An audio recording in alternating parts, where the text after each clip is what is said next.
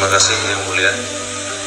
Kedua ahli tersebut telah membuat analisa tersendiri terhadap flash disk, satu dibuat oleh MNO. Secara benar-benar keilmuan saya, dia menipu di depan pengadilan.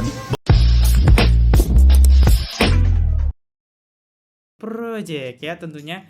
Nah, kali ini kita bakal ngebahas M. Nur Al-Azhar ya. Siapakah dia? BTW, yang belum subscribe, diklik dulu dong tombol subscribe-nya. Yang udah klik tombol subscribe, gue ucapin banyak-banyak terima kasih. Jangan lupa kalian bantu gue dulu dengan klik like, komen, dan tombol share-nya. Dan aktif gue selalu update tugas hari. Pastinya setiap hari dong. Ya, semangat. Oke, jadi kita tahu dong siapa Muhammad Nur ini ya. Jadi Muhammad Nur ini adalah saksi ahli dari pihak jaksa gitu ya.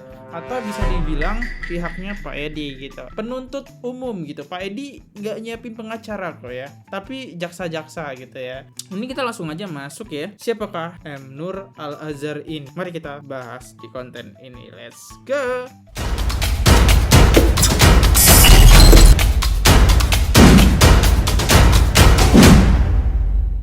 Setelah gue cari-cari, teman-teman, gue cari-cari, datanya emang agak susah didapat ya. Dan gue akhirnya mendapatkan. Di sini kita bisa lihat dia adalah salah satu kepala tim analisis forensik digital atau disingkat dengan DFAT, Pusat Laboratorium Forensik Markas Besar Kepolisian Republik Indonesia dalam kurung Polri. Oke, jadi dia adalah analisis forensik digital yang bekerja di Polri ya, Kepolisian Indonesia tentunya.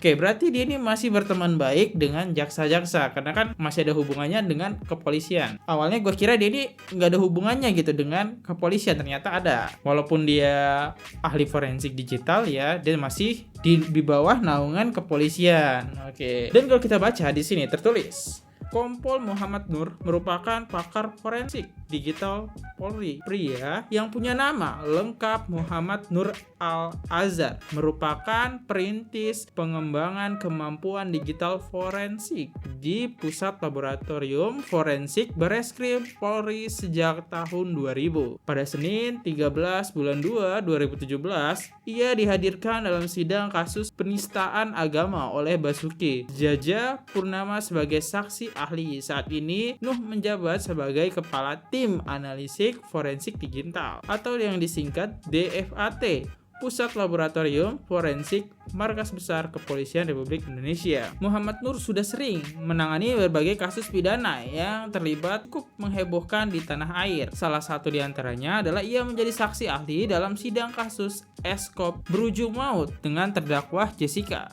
Rabu tanggal 10 bulan 8 2016. Dalam sidang tersebut, Nuh menjelaskan panjang lebar pengungkapan CCTV kasus Jessica. Pemirsa televisi dan hadiri sidang dibuat terpukau dengan penjelasan analisa Nur ya. Nah, itu jadi dia ini emang udah cukup lama dari tahun 2000 ya tentunya. Nah, itu aja sih yang pengen gua bahas, poin pentingnya ini teman-teman ya. Nah, jadi dia tuh ya masih di bawah naungan kepolisian ya. Oke. Kita coba masuk ke videonya aja. Sini kita bisa lihat akhirnya gue mencari siapa Muhammad Nur karena video ini Rizmon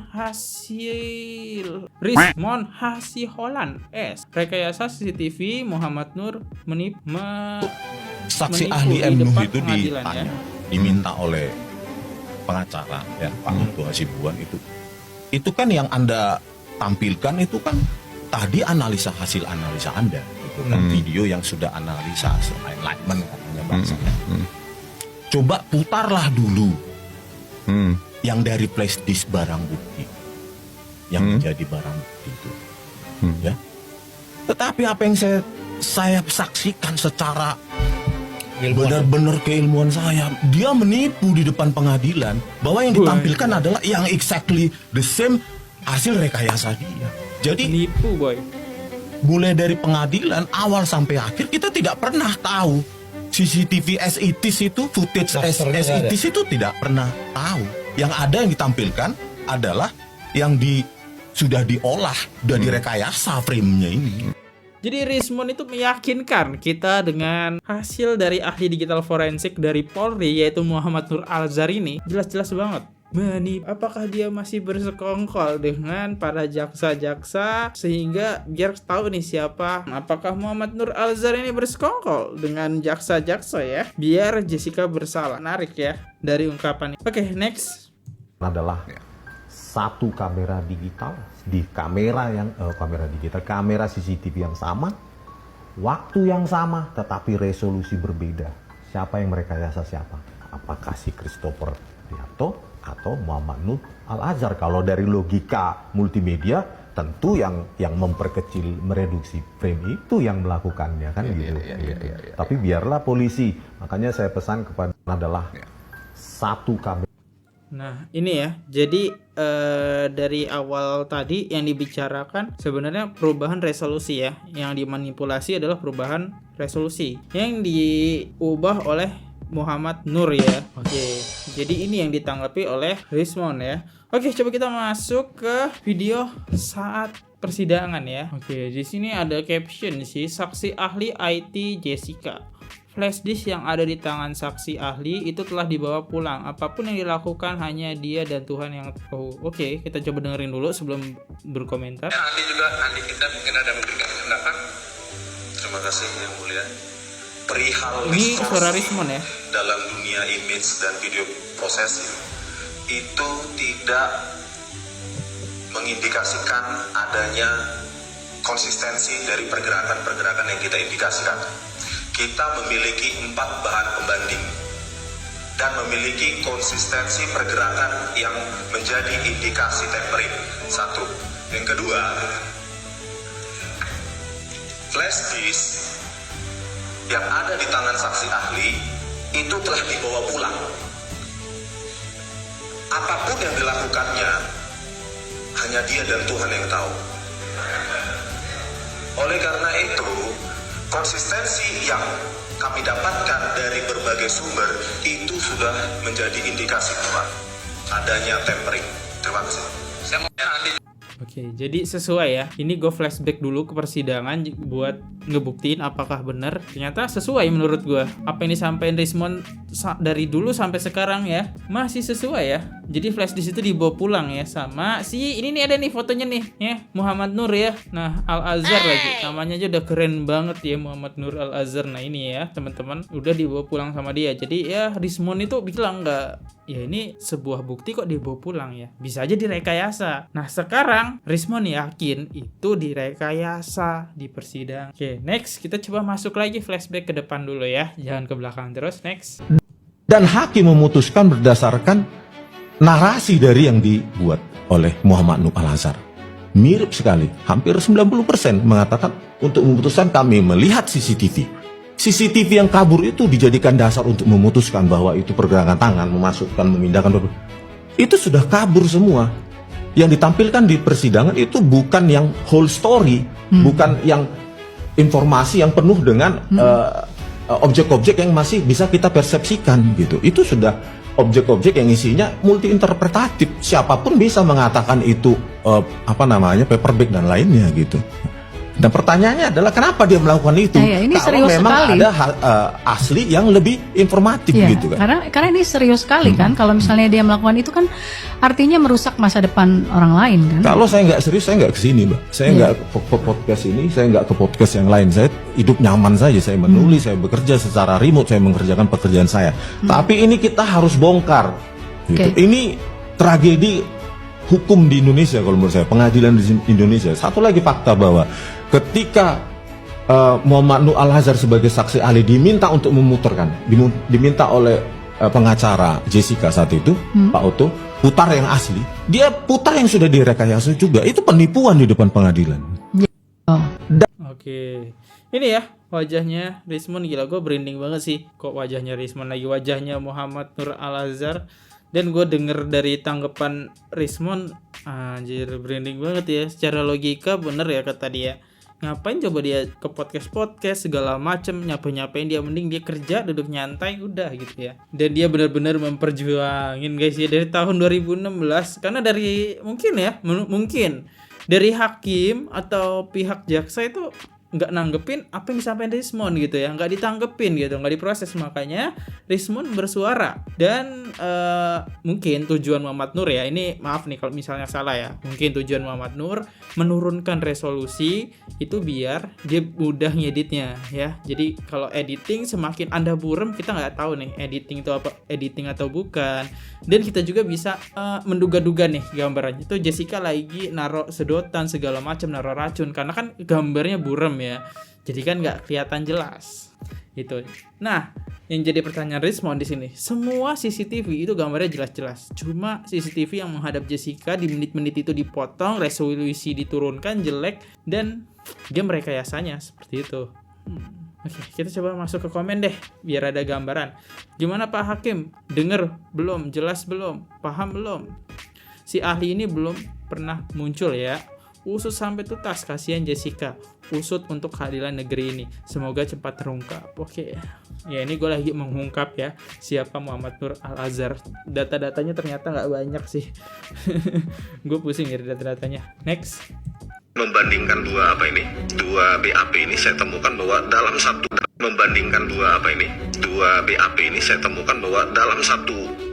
kamera berbeda rentang 1 jam itu memiliki resolusi yang berbeda gitu. Jadi yang satu mengatakan FHD full high definition 1920 1080, yang satu mengatakan 960 576 standard definition, dan itu rekayasa.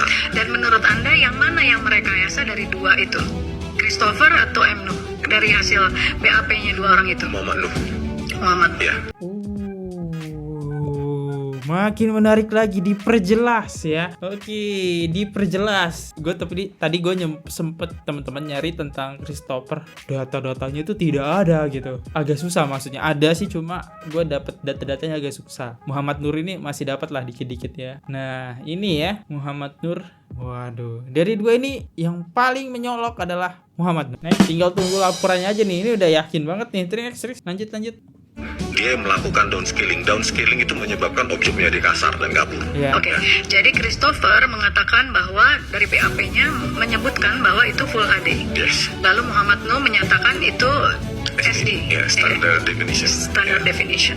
Dan menurut Anda itulah rekayasanya. Ya, itu rekayasa dan itu pantang untuk dilakukan. Karena lalu Anda merasa bahwa oh ini ada rekayasa di sini gitu. Nah, menurut Anda yang melakukan siapa? Muhammad Nur Al-Azhar.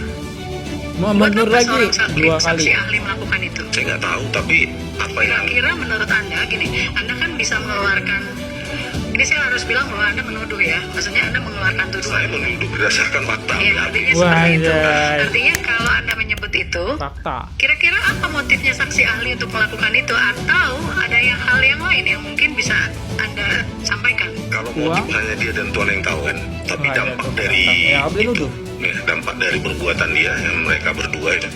Mereka berdua itu Ya, siapa? akhirnya kan saya temukan bahwa mau Christopher Harimarianto juga melakukan rekayasa kan. Ya, di mana itu? Nanti dulu Mbak, Oke. ke situ kembali lagi tadi. Ya kan ini enak pacingnya cepat, jadi Tadi pertanyaannya adalah apa motifnya? Saya nggak tahu, hanya dia dan Tuhan yang tahu. Tetapi hasilnya adalah penggiringan opini. Oke. Jadi hostnya ini dia berusaha ngebela Muhammad Nur ya, dan dia menanyakan apa motifnya. Daripada gue ingin jawab motifnya agak serem, mending kita ke komen. Di sini ada dari BK, motifnya uang lah. Gimana sih hostnya? Takut ngomongnya. Nah ya itu bisa jadi sih kalau kita pikir-pikir ya, tentu saja. Tapi berapa banyak sih uang dikeluarin Pak Edi nih? Kok jaksa segala macam ikut bermain ya? Banyak banget ya. Ternyata yang bermain, yang jadi pertanyaan gue. Next.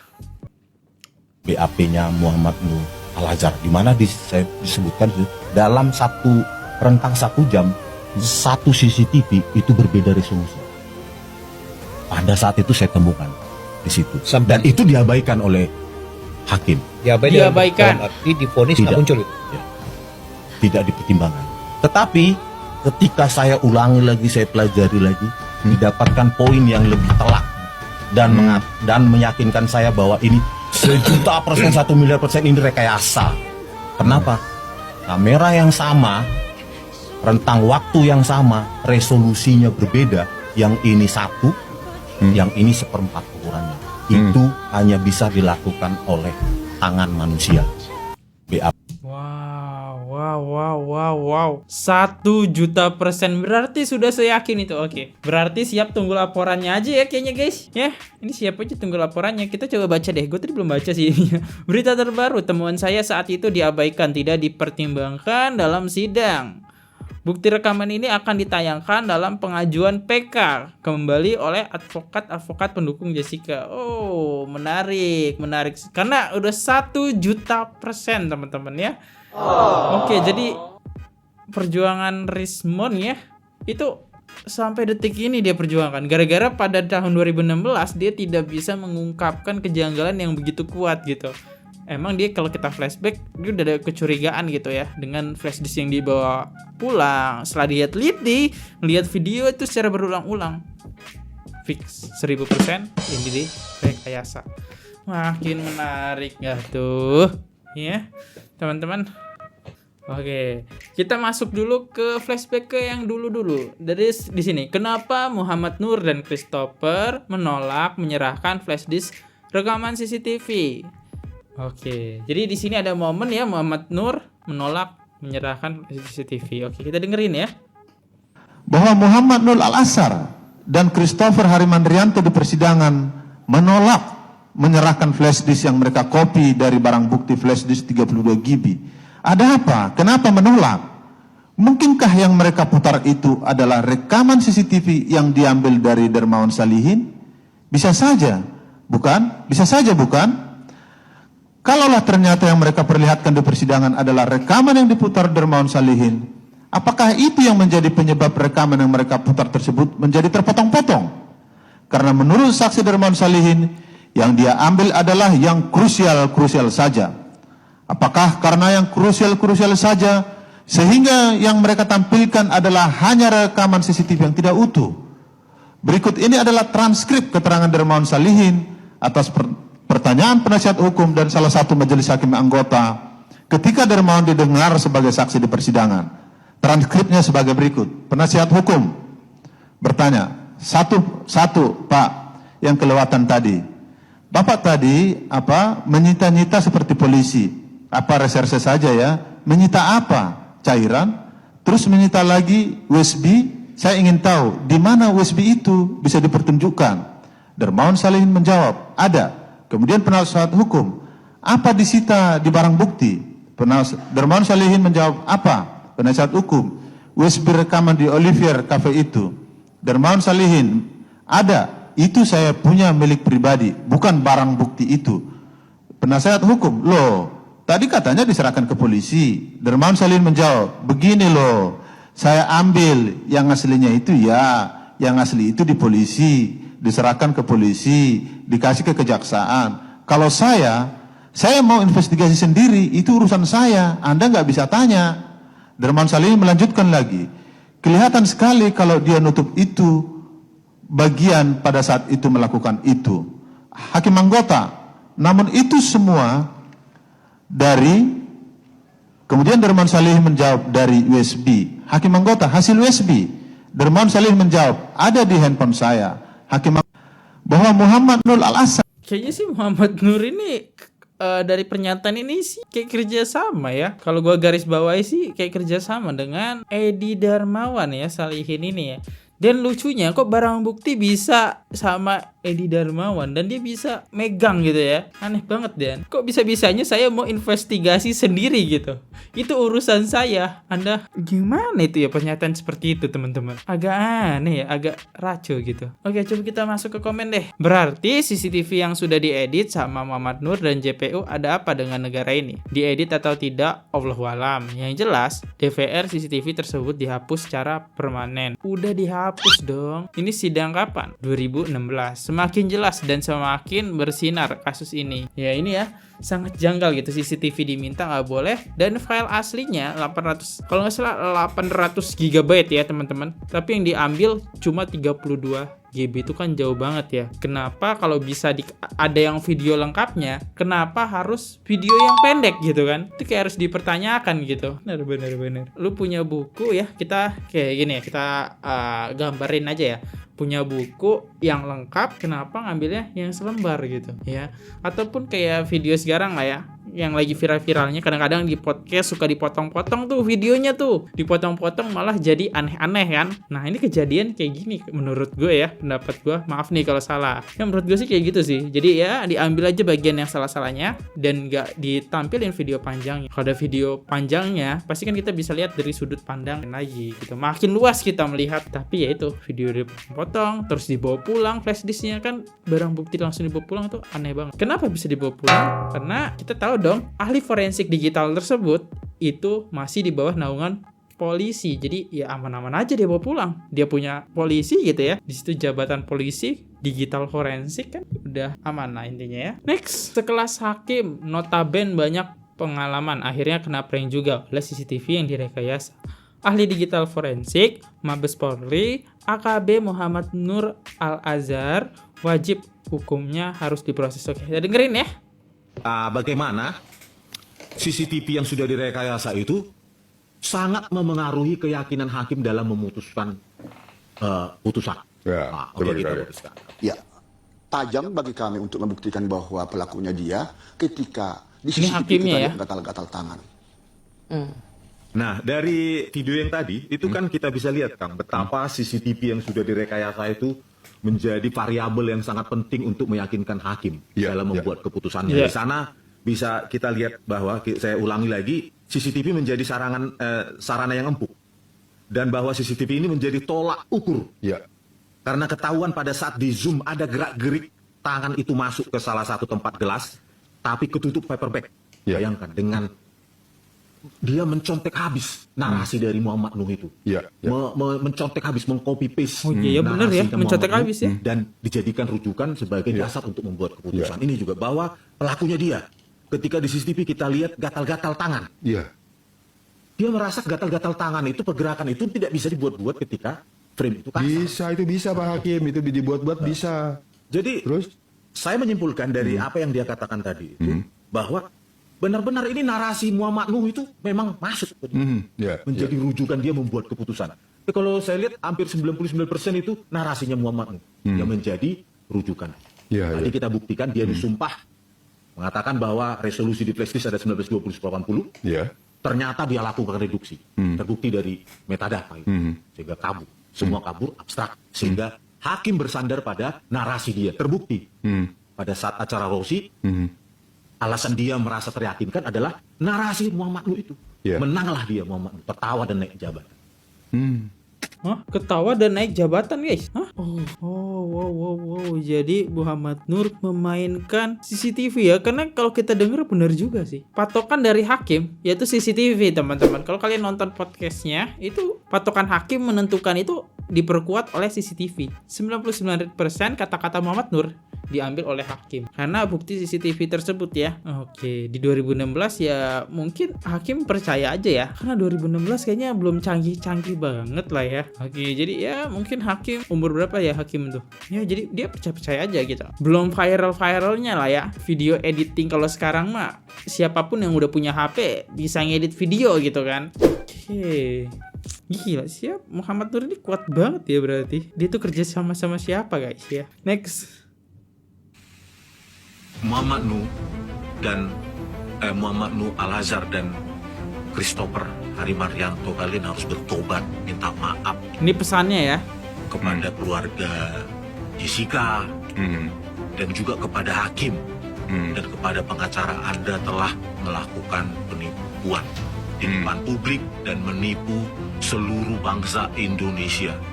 Stop itu semua, karena we know what you did. Kalian akan menanggung akibatnya cepat atau lambat. Setuju. Dengarkan itu. Setuju. Ya, kan? Ya. Wah, keren banget ya. Rismond udah punya keyakinan 1.000.000% teman-teman ya, kalau pelakunya adalah Muhammad Nur. Dan Christopher ini gue nggak tahu itu dia jadi pelaku atau bukan guys ya. Tapi kayaknya sih ada kerjasama lah ya. Tapi yang paling dituju di sini Muhammad Nur ya, masukan. Oke, next kita denger dulu pendapat Pak Otto nih. Dugaan Muhammad Nur dan Christopher yang telah merekayasa atau tampering CCTV dokumentasi Kompas TV 2016. Oke. Kita balik ke flashback 2016 ya. Jaksa. Bahwa keterangan ahli M. Nuh dan Christopher Harimandianto gugur dan tidak dapat dijadikan sebagai keterangan ahli karena flash disk sebagai barang bukti tidak diserahkan sebagai barang bukti dalam persidangan. Kami mohon perhatian yang mulia atas hal ini. Bahwa ahli M. Nuh dan Christopher Harimandianto telah didengar di persidangan sebagai ahli. Kedua ahli tersebut telah membuat analisa tersendiri terhadap flash disk dan CCTV yang ditayangkan oleh jaksa penuntut umum. Jadi, ada 2 flash disk yang dibawa oleh para ahli tersebut. Satu dibawa oleh M. Nuh, untuk selanjutnya mudahnya kita sebut FD2. Dan satu lagi dibawa oleh Christopher Harimandianto, selanjutnya disebut FB3. Sedang yang ditayangkan oleh jaksa penuntut umum setelah persidangan kita sebut dengan FD1. Bahwa M. Nuh memberikan keterangan keterangan sebagai ahli di persidangan dengan mendasarkan kepada F2, yaitu CCTV milik yang dibuatnya sendiri. Di mana M. Nuh menjelaskan gambar-gambar yang ada di CCTV berasal dari F2, yaitu dari yang dibuat sendiri. Antara lain M. Nuh menerangkan ada terlihat gerakan Jessica Kumala Wongso mengambil sesuatu dari tas dan seterusnya. Ini keterangan ahli di persidangan. Oh, jadi gambar. Oke. Gue udah paham nih sekarang. Jadi Muhammad Nur berusaha menurunkan kualitas biar gambarnya buram, dan editing itu biar gak kelihatan. Ketika gambar buram, editing pun gak kelihatan ya. Dan di situ kesempatan dia buat mengarang cerita. Jadi isi keterangannya adalah keterangan tentang gambar yang ada dalam CCTV yang berasal dari flash disk yang dibuat ahli tersebut. Tetapi flash disk tersebut sampai sekarang tidak diserahkan oleh kedua ahli tersebut di persidangan ini. Kok nggak diserahin? Baik ahli M. Nuh maupun ahli Christopher Hariman. Keduanya menolak ya, kedua ahli tersebut menolak menyerahkannya di persidangan. Loh, kok aneh? Jadi, karena flash disk tersebut tidak diserahkan sebagai bukti atau barang bukti di persidangan, maka tentu keterangan ahli tersebut menjadi gugur dan tidak berguna. Karena bagaimana mungkin kita menganalisa keterangan ahli tersebut tanpa melihatnya di CCTV? Bukankah kedua ahli tersebut menerangkan tentang gambar-gambar yang ada di CCTV? Iya. Kalau gambarnya tidak ada, bagaimana kita bisa mengerti isi keterangan ahli tersebut?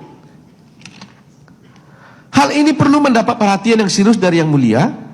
Sebab kalau keterangan kedua ahli ini diterima sebagai keterangan ahli tanpa adanya flash disk, maka seandainya perkara ini sampai di pengadilan tinggi atau Mahkamah Agung, bagaimana hakim tinggi atau Mahkamah Agung mengetahui, menganalisa, mengerti keterangan kedua ahli ini tanpa melihat gambar-gambar CCTV yang dibuatnya sendiri?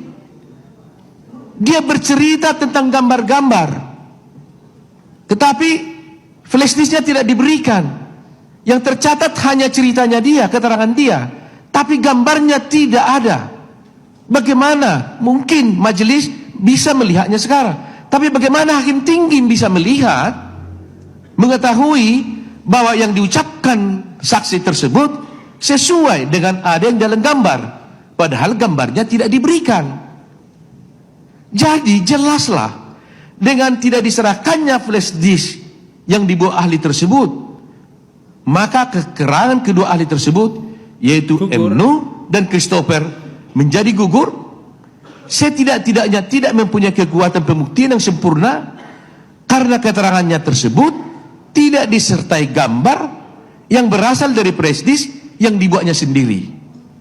Bahwa menurut analisa kami, kedua ahli tersebut, yaitu M. Nuh dan Christopher, tidak berani menyerahkan dan tidak jujur menyerahkan flash disknya karena telah dibuktikan oleh ahli Rizwan Syahipar bahwa gambar yang berasal dari flash disk tersebut adalah tempering atau bahasa umumnya adalah rekayasa. Dan selanjutnya dengan ini kami serahkan dan lampirkan dalam duplik kami ini flash disk yang dibawa oleh ahli Rizwan Syahipar yang membuktikan bahwa gambar yang dibawa oleh ahli MNU dan Christopher tersebut sebagai tempering. Bahwa Rizwan Syahipar tidak takut dan percaya diri menyerahkan flash disk yang dibuatnya sebagai hasil analisanya terhadap gambar-gambar tempering atau rekayasa yang dibuat oleh rekayasa yang dibuat oleh MNU dan Rizwan MNU. Kami ulangi bahwa Rizwan Syahipar tidak takut dan percaya diri menyerahkan flash disk yang dibuatnya sebagai hasil analisanya terhadap gambar-gambar tempering yang dibuat oleh MNU dan Christopher. Jadi dengan telah kami serahkan bukti flash disk yang dibuat Rizwan Syahipar, sedangkan MNU dan Christopher tidak berani menyerahkan buktinya dia di persidangan ini, maka dapat disimpulkan hasil analisa dari Rizwan Syahipar yang telah membuktikan bahwa gambar yang dibuat oleh saksi MNU dan Harimanto sebagai hasil tempering, maka dengan demikian pembuktian tentang tempering tersebut telah terbukti diduga dilakukan oleh MNU dan Christopher. Dan dengan tidak beraninya ahli MNU dan Christopher menyerahkan flash disk yang berisi gambar-gambar tentang Jessica Kumala Wongso yang telah membuktikan bahwa gambar-gambar yang pernah ditampilkannya di persidangan adalah tempering, sehingga takut menyerahkannya di persidangan, sehingga flash disk yang memuat gambar-gambar tersebut tidak menjadi barang bukti karena tidak diserahkan di pengadilan, sehingga seluruh keterangan MNU dan Christopher yang didasarkan pada gambar-gambar yang dibuatnya menjadi gugur dan setidak-tidaknya tidak mempunyai kekuatan pembuktian. Dalam pledoi, Oke, jadi ini ya, wah parah banget sih ya. Mungkin dia panik kali ya, videonya hasil editing gitu. Kenapa kok datanya nggak di ini ya, nggak dikasihin ya? Kira-kira kenapa guys ya? Apa benar-benar karena udah editing gitu ya? Dia takut ketahuan jadi data itu nggak dikasih. Dan tapi kok bisa-bisanya hakim bilang dia memutuskan hukuman Jessica 20 tahun penjara dan Jessica tersangkanya dari liatnya CCTV. Kok bisa gitu? Sedangkan yang memberikan kasih CCTV di situ nggak mau ngasih barang buktinya ya, nggak mau ngasih rekaman gitu CCTV. Oke, kalau kita flashback lagi ya di tahun 2016 sebenarnya ini udah masuk Rizwan nantang ya Muhammad Nur, rekayasa CCTV Muhammad Nur Alzar sudah terlihat sejak tahun 2016. Nah ini ya, kita coba tonton dulu.